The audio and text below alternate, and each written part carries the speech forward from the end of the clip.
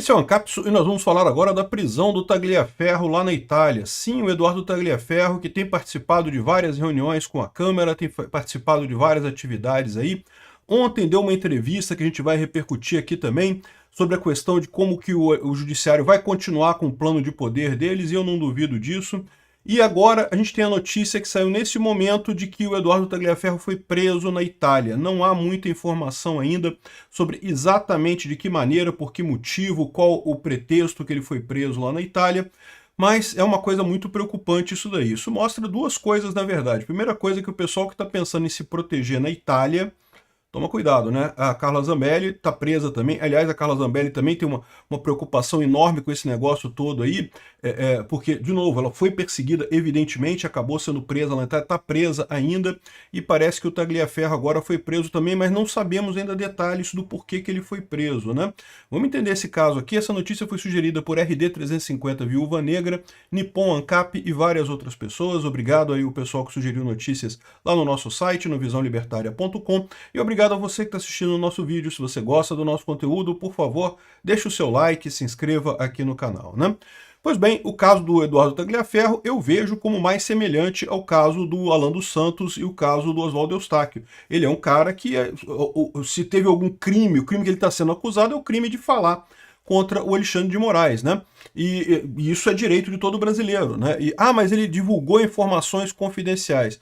Olha só, esse caso de você fazer delação de condições erradas, isso é dever do funcionário público. Os funcionários públicos deveriam avisar quando os seus chefes estão cometendo barbaridades, como ele está fazendo, né? Sigilo profissional é para informações correntes. Então eu fico muito preocupado com essa prisão do Eduardo Tagliaferro. Eu não imaginava que isso pudesse acontecer. E aí surge a hipótese de realmente o Alexandre de Moraes ter alguma ligação com os mafiosos lá da Itália que conseguiram fazer esse tipo de coisa. Não sei como é que foi que eles puxaram essas cordinhas para fazer isso, né? Vamos ouvir aqui, esse cara aqui é um dos advogados do Eduardo Tagliaferro que está falando nesse trecho aqui. Eu vou tocar para vocês o que ele está dizendo aqui. Pessoal, Eduardo Tagliaferro foi levado pelas autoridades italianas. As autoridades chegaram na casa dele, levaram sem nenhum mandado, sem dizer para onde estavam levando. Disseram que estavam cumprindo uma notificação de residência. Isso não existe aqui na Itália, não existe notificação de residência. Não deixaram sua esposa acompanhá-lo. Ele ligou para os advogados aqui, para o Pierre Emílio, ligou para mim, e eu estou indo ver o que aconteceu com ele e logo mais eu vou voltar com as informações para vocês. Então, como você pode ver, o Dr. Fábio Pagnosi é um dos advogados do Tagliaferro lá na Itália. Ele ainda está vendo o que aconteceu, mas o ponto é que levaram ele sem muita explicação, sem muita lógica, né? É claro, é importante notar que a barreira da língua pode ter sido um problema. O italiano é relativamente parecido com o português, mas talvez o Tagliaferro e as pessoas que estavam com ele lá não conseguiram se comunicar corretamente. A informação é que a gente não sabe por quê, qual foi o motivo dele ter sido preso, né? Ele falou alguma coisa de denúncia de residência, não sei o que lá, mas isso realmente não faz sentido nenhum, né? Deve ser alguma coisa que está acontecendo. E olha só o absurdo da coisa, né? Isso aconteceu logo em seguida dessa entrevista que ele deu ontem, né, para um canal aqui no Brasil, falando sobre o judiciário. Vão continuar com o plano de poder. Denúncias indicam ambiente de vigilância interna, pressão sobre servidores e manipulação política nas eleições. Então, essa denúncia aqui do Tagliaferro é uma denúncia muito séria. Aliás, todas as denúncias que ele tem feito são extremamente sérias. Mostram como que a eleição de 2022 não foi uma eleição normal, não estava dentro da normalidade democrática, teve eventos claros de perseguição da direita e, pior do que isso, segundo ele está dizendo aqui, isso vai continuar daqui para frente. Eles continuam imbuídos do interesse de que não, nós vamos ficar no controle e não vai ter alternativa, né? Aqui, ó, o ex-assessor do ministro Alexandre de Moraes fez graves acusações em entrevista ao jornal Gazeta do Povo. Ele falou em perseguição política, controle de narrativas e um plano de poder em curso dentro das instituições. Isso eu consigo imaginar. Como eu falo para vocês, eu já trabalhei no TSE, então eu conheço muita gente no TSE. E tem gente de direita, tem gente de esquerda, tem gente tudo quanto é orientação política ali, né, na época que eu trabalhei lá. E segundo ele está dizendo aqui, está havendo uma perseguição dessa coisa agora, né? Segundo o Tagliaferro, o STF se transformou em um mecanismo de centralização de decisões políticas. O projeto, segundo ele, vem sendo articulado há anos e agora estaria consolidado com apoio interno de servidores e ministros. O ex-assessor descreveu um ambiente de vigilância dentro da corte, relatou que servidores agiam como delatores internos, ou seja, o pessoal esquerdista denunciava fulano que é bolsonarista. Nesse sentido, repassavam informações confidenciais de outros órgãos e empresas para agradar os superiores. Isso era estimulado, né? Ele também afirmou que havia julgamento prévio de pessoas investigadas pelos atos do 8 de janeiro com base em posições políticas. Isso aqui a gente já viu na Vaza Toga, né? Aquela ficha que eles faziam, né? Levantando o passado das pessoas, e o cara lá teve uma ficha negativa porque tinha falado contra o PT em 2018, não sei o que lá. Um absurdo aquilo, né? Segundo ele, figuras como Zambelli, Bia Kicis, Daniel Silveira e o próprio Jair Bolsonaro eram alvos prioritários. Tudo que se referia a eles era priorizado como se fosse questão de Estado, né? Moraes é mau, diz Tagliaferro à Gazeta. Não é só autoritário, ele é mau. A lei Magnitsky é pouco perto do que ele representa. Isso não é política, é pessoal, é perseguição, é vingança.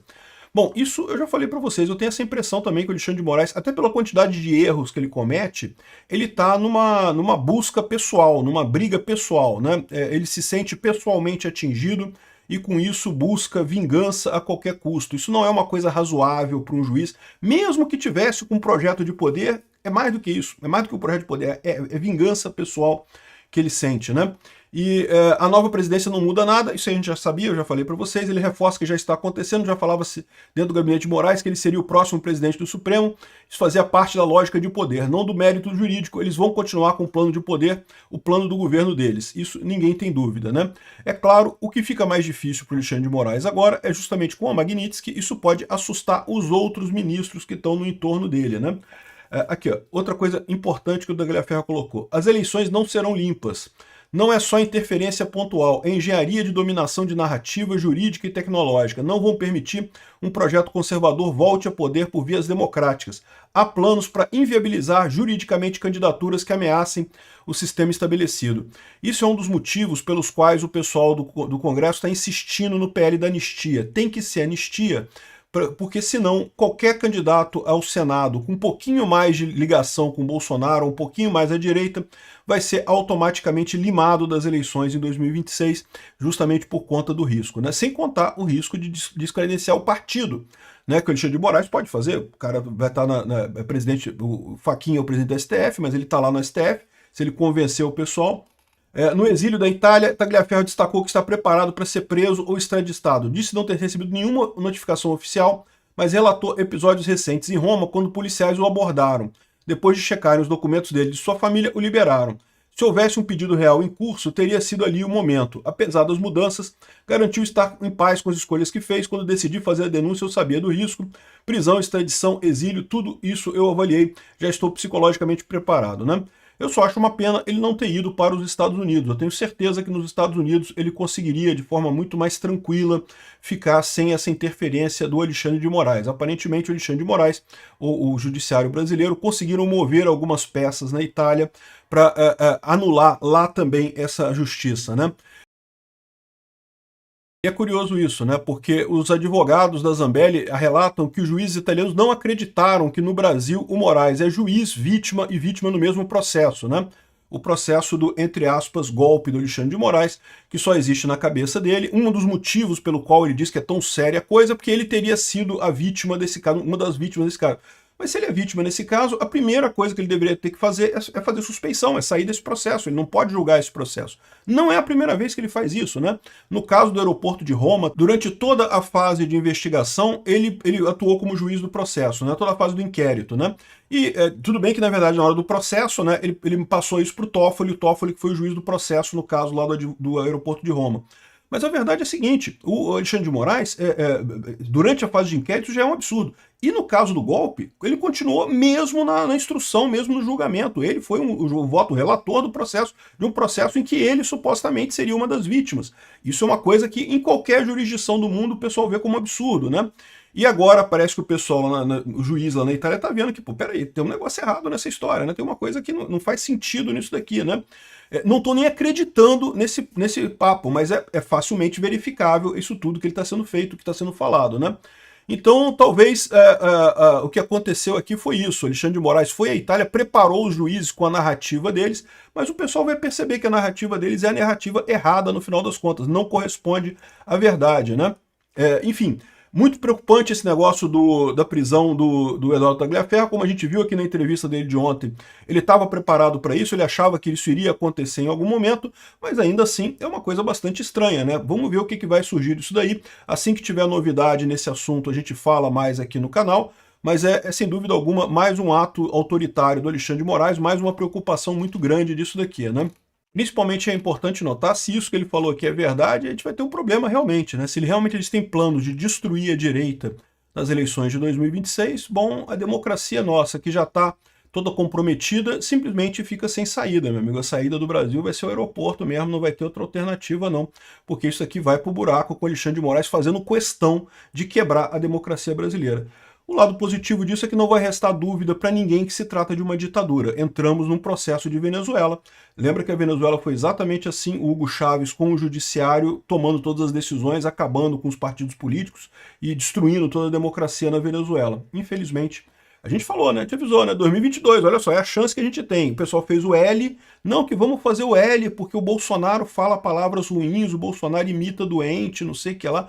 O que pode ter de ruim no Lula? E agora, a gente avisou, vamos virar uma Venezuela. Pelo visto, se isso daqui se confirmar, que a eleição, eles já estão preparados para a eleição do ano que vem, para manipular a eleição do ano que vem, como manipular a anterior, e mais ainda, né, com eliminação de candidatos e coisa e tal, não vejo saída não. E é claro que nessa perseguição ao Tagliaferro, o Alexandre de Moraes teme muito pelo que ele ainda tem de informação, porque ele certamente ainda tem muita informação para passar, mas também ele quer dar um recado para os outros funcionários do TSE e do STF que podem ter a mesma ideia, que podem estar igualmente chateados com a situação lá com essa autoridade do Alexandre de Moraes, com essa ditadura do Alexandre de Moraes, e queiram falar sobre isso. Então ele está dando também um recado nesse caso, daí o desespero dele de tentar fazer a extradição dessa pessoa de qualquer jeito, tentar tirar o Eduardo Tagliaferro, tentar calar o Eduardo Tagliaferro de qualquer forma, né? Vamos esperar pelo melhor, vamos ver o que vai vir aí de resultado do advogado. O advogado está correndo atrás para entender o que está acontecendo lá. Vamos aguardar. Obrigado por assistir o vídeo até o final. Além de curtir, compartilhar e se inscrever no canal, considere se tornar patrocinador com valores a partir de R$ 1,99. Clique no botão Seja Membro abaixo para saber as condições e vantagens de patrocinar o canal. Mais informações sobre o nosso projeto, visite nossos sites indicados na tela.